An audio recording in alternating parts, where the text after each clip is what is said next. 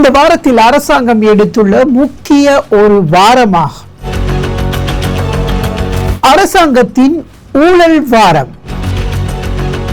அரசு நிறுவனங்களில் இடம்பெறும் முறைகேடுகள் மற்றும் ஊழல் தொடர்பில் விசாரணைகள், மக்கள் முறைப்பாடை செய்வதற்கு வழங்கப்பட்டுள்ள சந்தர்ப்பம்.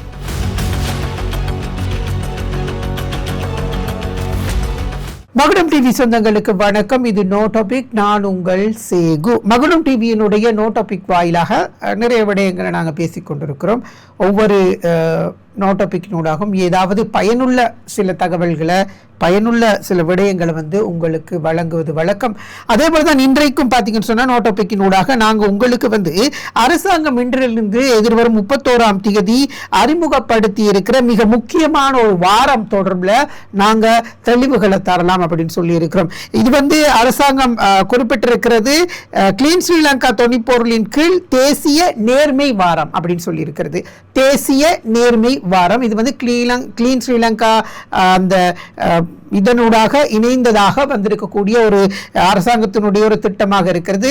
இன்றைக்கு 27ஆம் தேதி முதல் எதிர்வரும் 31ஆம் தேதி வரை இந்த வாரம் பிரகடனப்படுத்தப்பட்டிருக்கிறது அப்படின்னு சொல்லப்பட்டிருக்கிறது. குறிப்பா பார்த்தீங்கன்னு சொன்னா, இந்த அரசாங்கம் ஆட்சிக்கு வந்தது ஊழல்வாதிகளை கைது செய்வோம், மக்களுக்கு வாழ்வதற்கு உணவளிப்போம், மக்களினுடைய பொருளாதார சிக்கலை தீர்த்து வைப்போம், நாட்டை அபிவிருத்தி செய்வோம் அப்படின்ற நிறைய திட்டங்களை மக்கள்கிட்ட வாக்குறுதியை வழங்கிதான் ஆட்சிக்கு வந்தது. ஆட்சிக்கு வந்ததுக்கு பிறகு நிறைய விடயங்களை அரசாங்கம் செய்து கொண்டு போகிறது. அதை எதிர்க்கவோ மறுக்கவோ முடியாத சில விடயங்களும் இருக்கிறது. குறிப்பாக இதுல இந்த ஊழல்வாதிகள் கடந்த ஆட்சியாளர் காலங்களில் இருந்த போது குற்றச்சாட்டுகள் முன்வைக்கப்பட்டவர்கள் தொடர்பிலும் கடுமையான நடவடிக்கைகள் எடுத்து விசாரணைகளை முன்னெடுத்து தினந்தோறும் நீதிமன்றத்துக்கு அழைத்து வரக்கூடிய நடவடிக்கைகளும் கைது செய்யக்கூடிய நடவடிக்கைகளும் முன்னெடுக்கப்பட்டு வருகிறது. இது அரசாங்கம் ஒரு ப்ராஜெக்ட் ஒன்று ஆரம்பித்தது, இந்த கிளீன் ஸ்ரீலங்கா அப்படின்ற ஒரு ப்ராஜெக்ட். இதுல நிறைய விடயங்களை நாங்கள் துப்புரவு செய்ய போறோம், கிளீன் பண்ண போறோம் அப்படின்னு அரசாங்கம் சொல்லி இருந்தது. அப்புறம் டித்வா சூறாவளி வந்ததுக்கு பிறகு அந்த கிளீன் ஸ்ரீலங்கா திட்டம் அப்படியே கிடப்புல போடப்பட்டது.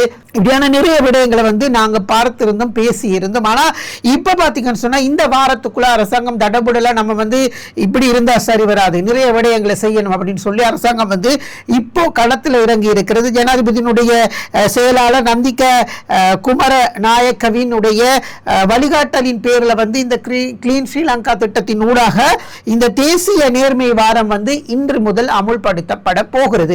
இப்ப இந்த தேசிய இந்த நேர்மை வாரம் அப்படின்னு பார்த்தீங்கன்னு சொன்னா, நேர்மையாக இயங்கக்கூடிய ஒரு வாரமாக இருக்கிறது. ஒரு வாரத்துக்கு தான் நம்ம நேர்மையா இயங்கணுமா அப்படின்ற ஒரு கேள்விக்குறி இருக்கிறது. இல்ல, இப்பதான் ஆரம்பமாக இருக்கிறது. எனவே இது தொடர்ச்சியாக அமுல்படுத்தப்பட்டு நடவடிக்கைகள் ஆராயப்பட்டு நிறைய விடயங்களை கண்டுபிடிக்க போறாங்க அப்படின்னு சொல்லி இருக்கிறாங்க.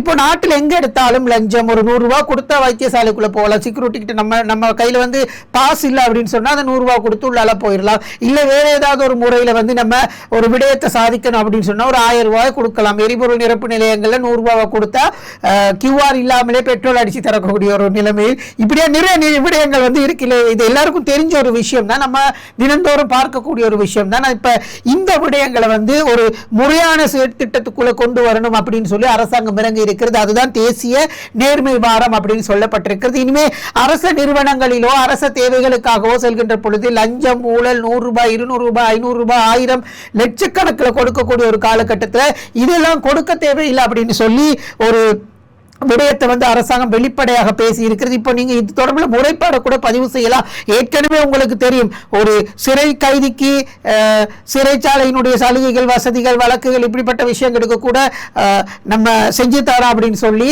அண்மையில் ஒரு முக்கியமான ஒரு நபர் 2 பேர் கைது செய்யப்பட்டிருக்கிறாங்க, 3 பேராக கைது செய்யப்பட்டிருக்கிறாங்க. ஒரு இலங்கையில் இருந்த அமைச்சனுடைய ஒரு புதல்வர், அதுக்கப்புறம் ஒரு கட்சியினுடைய ஒரு முக்கியமான பொறுப்புல இருக்கிறவங்க, இப்படியான பலரை கைது செய்திருந்தாங்க. இந்த லஞ்சம், ஊழல் இப்படி இருக்கிறதுனால தான் நாடு இப்படி நாசமா போகுது அப்படின்னு நிறைய பேர் சொல்லி இருக்கிறாங்க. எவ்வாறு இருப்பினும் இப்போ அரசாங்கத்தினுடைய இந்த தேசிய நேர்மை வாரம் வரவேற்கத்தக்கக்கூடிய ஒரு விடயமாக இருக்கிறது. இந்த வாரத்துக்குள்ள யாரும் லஞ்சம் பெற முடியாது, அல்லது அங்க அரச நிறுவனங்கள்ல தங்களினுடைய தேவைகளை சேவைகளை பெற்றுக்கொள்ள போறவங்க எதிர்நோக்கக்கூடிய அசௌகரியங்கள் குறித்து முறைப்பாடு செய்யறதுக்கான பல வழிகளை அரசாங்கம் இன்றிலிருந்து அறிமுகப்படுத்தி இருக்கிறது அப்படின்னு சொல்லி இருக்கிறாங்க. அதற்காக தான் குறிப்பாக பார்த்தீங்கன்னு சொன்னா, இது கிட்டத்தட்ட ஒரு 4 நாட்கள் இந்த தேசிய 5 நாட்களாக இந்த தேசிய நேர்மை வாரம் நடைமுறையில் இருக்கும். அது குறிப்பாக பார்த்தீங்கன்னு சொன்னால் இந்த தேசிய வாரம் ஒவ்வொரு கட்டம் கட்டமாக வந்து ஒரு நாளும் வந்து நடைமுறைப்படுத்துறதுக்கு தயாராக இருக்காங்க. இன்றைய தினம் பார்த்தீங்க சொன்னால் நிறுவனம் 27ஆம் தேதி நிறுவன நேர்மை மேம்படுத்தல் அப்படின்னு சொல்லியிருக்கிறாங்க. அதே போல் ஜூலை 28ஆம் தேதி நிதி டிஜிட்டல் தொழில்முயற்சி மற்றும் தொழில்நுட்ப ரீதியான நேர்மையை மேம்படுத்துகிறாங்க. இந்த நிதி டிஜிட்டல் தொழில்முயற்சி மற்றும் தொழில்நுட்ப ரீதியான இருக்கக்கூடிய பிரச்சனைகள் சிக்கல்களை வந்து நேர்மைப்படுத்துறதுக்கு சரிப்படுத்துறதுக்கான நடவடிக்கைகள் எடுக்கிறாங்க. அதே போல் பார்த்தீங்கன்னு சொன்னால் 29ஆம் தேதி ஆன்மீகம், தார்மீகம், கலாச்சாரம் மற்றும் சமூக ரீதியான விடயங்களை வந்து நேர்மைப்படுத்துறதுக்கும் 30ஆம் தேதி செயற்பாட்டு உட்கட்டமைப்பு சேவைகள் வழங்கல் மற்றும் உழைப்பு சார் நேர்மை மேம்படுத்துது அப்படின்னு சொல்லியிருக்கிறாங்க. 31ஆம் தேதி சுற்றுச்சூழல் வள முகாமைத்துவ கிராமிய மற்றும் சமூக வலுவூட்டல் நேர்மை வாரம் அப்படின்னு சொல்லியிருக்கிறாங்க. சுற்றுச்சூழல், சமூக வலுவூட்டல், கிராமிய மட்டத்தில் இருக்கக்கூடிய சில விடயங்களை வந்து சரிப்படுத்துறதுக்கு அரசாங்கம் வந்து இந்த நேர்மை வாரத்தை வந்து பயன்படுத்தி இருக்கிறாங்க. இப்போ யாருக்கும் யாரும் லஞ்சம் கொடுக்க முடியாது, அதற்கான முறைப்பாடுகளை பதிவு செய்யறதுக்கு நிறைய முறைகளை வந்து அரசாங்கம் அறிவித்திருக்கிறது. அந்த முறைப்பாடுகளை நீங்க வந்து பதிவு செய்யலாம். யாராவது ஒரு சேவையை உங்களுக்கு கிடைக்க வேண்டிய சேவையை வழங்குறதுக்கு லஞ்சம் கோரினாங்க, இல்ல வேற ஏதாவது கோரினாங்க, லஞ்சத்துக்கு பதிலாக இன்னும் மாற்றீடாக நிறைய விஷயங்கள் கேட்பாங்க இல்லையா, அந்த மாதிரி விஷயங்களை வந்து கேட்டா நீங்க என்ன செய்யலாம் சொல்லா, இந்த அரசாங்கத்தினுடைய முறைப்பாட்டு முறை ஒன்று அறிவிச்சிருக்கிறாங்க. அந்த முறைப்பாட்டு முறையில போயிட்டு நீங்க வந்து முறைப்பாடை வந்து பதிவு செய்யலாம் அப்படின்னு சொல்லி இருக்கிறாங்க. அதே போல அதுக்கு பாத்தீங்கன்னு சொன்னா பொதுமக்கள் QR குறியீடுகள், மின்னஞ்சல்கள், கடிதங்கள், தொலைபேசி அழைப்புகள் அல்லது வலைத்தள செய்தி ஊடாக தமது முறைப்பாடுகளை சமர்ப்பிக்கலாம். QR முறையிலும் சமர்ப்பிக்கலாம்.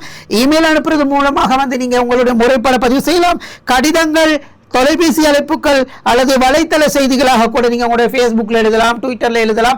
இப்படி எழுதி கூட நீங்க வந்து இந்த முறைப்பாடுகளை வந்து பதிவு செய்யலாம் அப்படின்னு சொல்லி ஜனாதிபதியினுடைய செயலாளர் சொல்லி இருக்கிறார். அத்துடன் அந்த முறைப்பாடுகள் தொடர்பாக நிறுவன தலைவர்கள் எடுக்கும் நடவடிக்கைகள் கண்காணிப்பதற்காக ஜனாதிபதி அலுவலகத்தினால் விசேட டிஜிட்டல் கட்டமைப்பு செயற்படுத்தப்பட்டிருக்கிறது. ஜனாதிபதி அலுவலகத்திலிருந்து இந்த முறைப்பாடுகளை ஒரு நிறுவனத்தில் ஊழல் இடம்பெற்றிருந்துச்சு, இல்ல போற ஒரு நபருக்கு சேவை பெற்றுக்கொள்ற நேரம் எனக்கு 2000 ரூபாய் கொடுங்க, நான் இதை செஞ்சு கொடுக்குற அப்படின்னு சொல்ற நேரம் அதை வந்து நீங்க முறைப்பாடா பதிவு செய்யற நேரம் இந்த முறைப்பாடு வந்து சரியா விசாரணை செய்யப்பட்டுச்சா, இல்ல இந்த முறைப்பாடுக்கு இந்த நிறுவனத்தினுடைய தலைவர் என்ன நடவடிக்கை எடுத்திருக்கிறாரு அப்படின்ற விடயங்களை வந்து சரியா நடக்கிறதா அப்படின்றத ஆராயறதுக்கான ஒரு டிஜிட்டல் கட்டமைப்பை வந்து ஜனாதிபதி அலுவலகம் வந்து செயற்படுத்தி இருக்கிறது. அதனூடாக இதற்கான நடவடிக்கை எடுக்கப்பட்டிருக்கிறதா அந்த வந்து ஆராயறதுக்கும் அதற்கான நடவடிக்கைகளை எடுக்கிறதுக்கும் மும்முரமா சொல்லி இருக்கிறாங்க. அதே போல பாத்தீங்கன்னா ஜூலை 31ஆம் தேதிக்கு பின்னர் டிசம்பர் 31ஆம் தேதி வரை இத்திட்டத்தின் அனைத்து அரச மற்றும் அரை அரச நிறுவனங்கள் தொடர்ச்சியாக நடைமுறைப்படுத்த திட்டமிட்டிருக்கிறாங்க.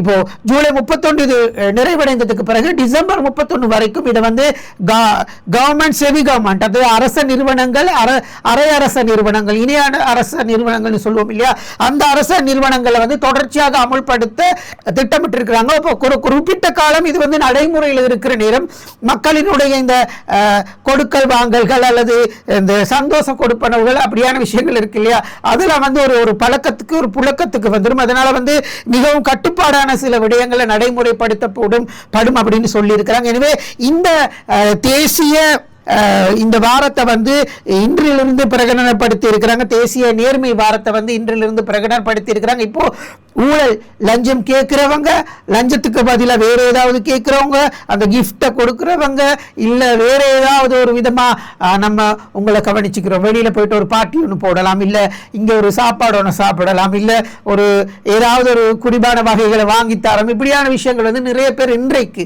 தங்களுடைய காரியங்களை இலகுவாக செய்து கொள்றதுக்கு வந்து இந்த முறைகள், குறுக்கு வழிகளை வந்து கையாளுறாங்க. இந்த குறுக்கு வழிகளை வந்து இல்லாமல் செய்யறதுக்கு தான் அரசாங்கம் தேசிய நேர்மை வாரம் அப்படின்ற ஒரு திட்டத்தை வந்து இன்றைக்கு திங்கட்கிழமையிலிருந்து வந்து அறிமுகப்படுத்தி இருக்கிறது. எனவே இதனூடாக மக்கள் இதுக்கப்புறம் பயப்படவே தேவையில்லை. சில நேரம் கொடுக்கறதுக்கு சிலவங்கள்ட்ட ஏதாவது இருக்கலாம், சிலவங்கள்ட்ட அதுவும் இல்லாம இருக்கலாம். சில நபர்கள் வந்து பணமே இல்லாம அரச நிறுவனங்களை நாடி போவாங்க, ஆனா அவங்க புறக்கணிக்கப்படுவாங்க. ஏதாவது 2000 பொத்தி வச்சா அதை செய்யறதுக்கான சிலரும் இருக்கிறாங்க. இருக்கிறாங்க. ஆனா அதை இல்லாதவங்க என்ன செய்வாங்க அப்படின்ற ஒரு கேள்விக்குறி இருக்குது. இது அவர்களுக்கான விடையாகத்தான் இந்த தேசிய நேர்மை வாரம் வந்து அமுல்படுத்தப்பட்டிருக்கிறது. எனவே மக்களே என்ன பண்ணலாம் அப்படின்னு சொல்லி பார்த்தீங்கன்னு சொன்னா, நீங்க வந்து இந்த முறையில உங்களுடைய முறைப்பாடுகளை வந்து பதிவு செய்யலாம். ஜனாதிபதி அலுவலகத்தினுடைய மின்னஞ்சலா இருக்கலாம், அல்லது அவங்களுக்காக இருக்கலாம், இல்ல நீங்க சேவைகளை பெற்றுக்கொள்ள போகின்ற நிறுவனங்களாக இருக்கலாம், அரச நிறுவனங்கள், இணைய அரச நிறுவனங்களாக இருக்கலாம். அங்க போற நேரம் நீங்க அங்க இருக்கக்கூடிய அந்த முறைப்பாடு பாக்ஸ்லயோ அல்லது அது தொடர்பிலான தொலைபேசி இலக்கங்களை எடுத்து நீங்க உடனே பதிவு செய்து மின்னஞ்சலோ ஏதோ ஒரு வகையில வந்து உங்களுக்கு எதை பயன்படுத்த முடியுமோ அந்த முறையில பயன்படுத்தி உங்களுடைய முறைப்பாடுகளை பதிவு செய்யலாம். இது ஒரு வரவேற்கத்தக்கக்கூடிய ஒரு விடயமாக இருக்கிறது. யாரிடம் எது இருக்கிறதோ அதை கொடுக்கறதுக்கு ட்ரை பண்றாங்க, கொடுத்து தங்களுடைய தேவைகளை வந்து சரியாக செய்து கொள்றதுக்கு ட்ரை பண்றாங்க. ஆனா கொடுக்க முடியாதவங்க சிக்கலுக்கு முகம் கொடுக்கக்கூடிய ஒரு சூழ்நிலையில தான் நாடும் நாட்டு மக்களும் நாங்களும் எல்லாரும் இருக்கிறோம். எனவே இது நாங்க ஒரு பக்கம் குற்றம் சுமத்தல, கொடுக்கிறவங்க அவ்வளவு ஒரு சிக்கல் இருக்கு, அவங்க ஏன் கொடுக்குறாங்க அப்படின்றது. எனவே வாங்குறவங்க சிக்கலாக இருந்தா கொடுக்கிறவங்க அதை விட சிக்கலானவங்க. எனவே கொடுக்கிறவங்களுக்கும் தண்டிக்கப்படணும், கொடுக்கிறவங்களையும் தண்டிக்கணும். காரணம் அவங்களுக்கு அப்படியான ஒரு எண்ணத்தை ஊட்டுறது வந்து கொடுக்கிறவங்க தான்.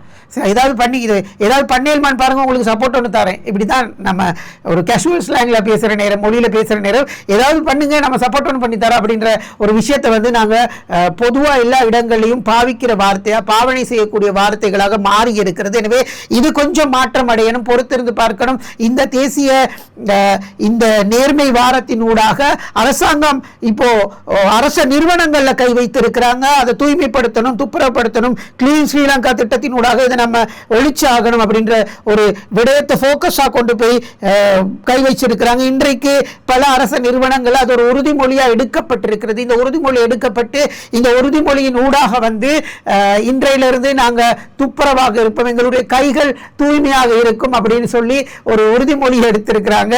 எல்லாம் சொல்லு நாக்கு இல்லையா, நரம்பு இல்லாத நாக்கு அப்படின்னு சொல்லுவோம். பொறுத்திருந்து தான் பார்க்கணும் இந்த செயற்திட்டம், இந்த நடைமுறை எவ்வளவு தூரம் ஒரு வெற்றியாக அமைகிறது என்ற ஒரு விடயத்தை பொறுத்திருந்து பார்க்கணும். நாங்களும் சில இடங்களில் போறோம், ஊடகவியலாளர்கள் சொல்லாமலே சில விடயங்களை பார்த்துட்டு இருக்கிறோம், கேட்டுட்டு இருக்கிறோம், நிறுவனங்களுடைய செயற்பாடுகளை பார்க்கிறோம். இப்படியான பல விஷயங்களை வந்து நாங்க பார்த்துட்டு தான் இருக்கிறோம், அவதானித்து கொண்டு தான் இருக்கிறோம். எனவே அரசாங்கம் வந்து இந்த விடயம் தொடர்பில் உண்மையிலுமே வரவேற்கத்தக்க ஒரு விடயம் தான் இந்த நேர்மை வாரம் அப்படின்னு சொல்லி. இதற்குள்ள நடக்கிற முறைகேடுகள், ஊழல்கள் அல்லது வேறு ஏதாவது சிக்கல்கள், மக்களுக்கு வரக்கூடிய சிக்கல்களை தீர்த்து வைக்கிறதுக்கான ஒரு முக்கியமான ஒரு விடயத்தை வந்து அரசாங்கம் இன்றிலிருந்து கையாண்டு இருக்கிறது. எனவே இது தொடர்ச்சியாக இலங்கைக்குள் நடைமுறைப்படுத்தப்படணும், இது வரணும், கண்டிப்பாக வரணும். அப்போதான் நாடும் அங்கதான் துப்புரவு செய்யணும், அங்கதான் தூய்மை செய்யணும். அதற்கு பிறகு நம்மளுக்கு இந்த ஊழல்வாதிகள் எல்லாம் அவங்க லிஸ்டில் இருக்கிறவங்க தானே. எனவே அவங்களுடைய துப்புரவு பணிகளை வந்து அரசாங்கம் அழகாக செய்யலாம்.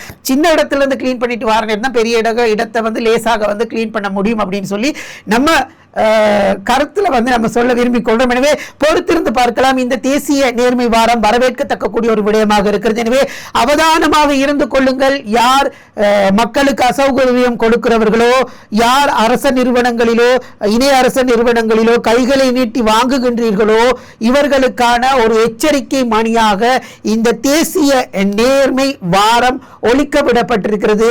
அவதானமாக இருந்து கொள்ளுங்கள் மக்களே, நீங்களும் அவதானமாக இருந்து கொள்ளுங்கள். இது போன்ற நபர்களை தூண்டுவது நீங்களாக இருந்தால் இன்றிலிருந்து அதை தவிர்த்துக் கொள்ளுங்கள். உங்களுக்கு அசௌகரியங்கள் ஏற்படுகிறதா, முறைப்பாடு செய்வதற்கு தயாராக இருங்கள். அதற்கான முறைப்பாடுகளுக்கான பதில் கிடைக்கக்கூடிய ஒரு சூழ்நிலை ஏற்படுத்தி இருக்கிறாங்க. அதை மானிட்டர் பண்றதுக்கு கூட நடவடிக்கைகள் எடுத்திருக்கிறாங்க. எனவே பொறுத்திருந்து பார்க்கலாம் இந்த தேசிய நேர்மை வாரம் எவ்வாறு மக்களுக்கு நேர்மையாக அமைய போகிறது என்பதை பொறுத்திருந்து பார்க்கலாம். இன்னும் ஒரு நோட்டபிக்கினூடாக உங்கள் அனைவரையும் சந்திக்கலாம். விடைபெற்றுக் கொள்கின்றேன். நன்றி, வணக்கம்.